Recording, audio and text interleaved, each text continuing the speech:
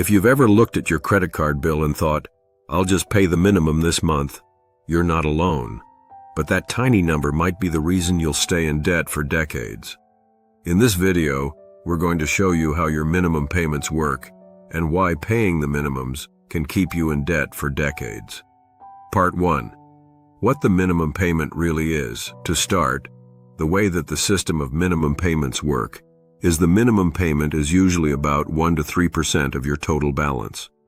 With the minimum payment, it's designed to cover all of the interest and a small portion of the principal balance.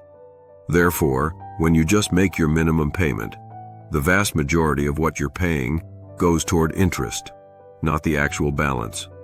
For example, let's say your balance is $2,000 with a 20% interest rate.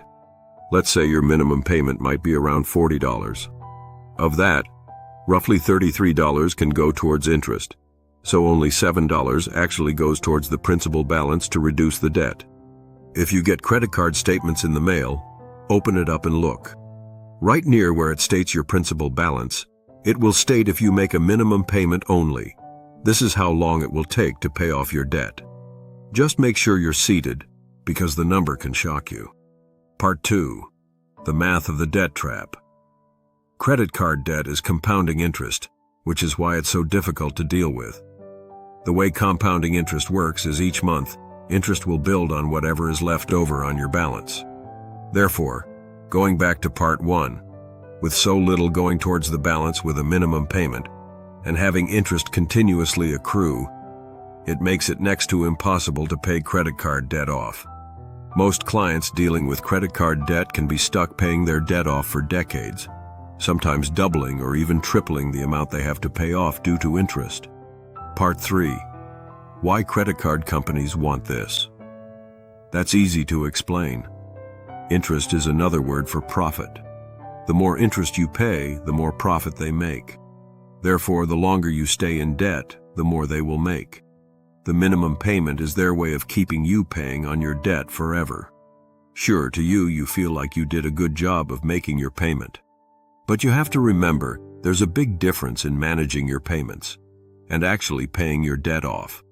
That's why credit card companies make paying the minimums easy, so you can do it and continue to be in debt. That's why they call it a minimum payment, not a smart payment. Part 4. How to break free. You want to be able to pay a lot more than the minimum payments. That way you can actually make progress on your debt. You also have to be able to put your credit cards off to the side and stop charging on them. If you keep using your credit cards, you're going to add more balances to the accounts and continue to prolong the process. You can consider a debt payoff strategy like the snowball method, which is when you list all of your credit card balances out, starting from the smallest balance to the largest balance. You would simply make the minimum payment on every card except the smallest balanced card. Any extra money you have, you would apply to that card until it's paid off. Once it's paid off, you would apply all of that money to the next smallest card, and you'd continue that process until all accounts are paid off. Part 5. Final takeaway. Paying the minimum payments might feel like you're keeping up, but really, you're standing still while your debt grows. If you want to look into financial solutions, visit us at debtrevive.com, apply, and see how we can help. The link is also in the description below. If you like this video, please like and subscribe so we can continue to bring more financial insight to you.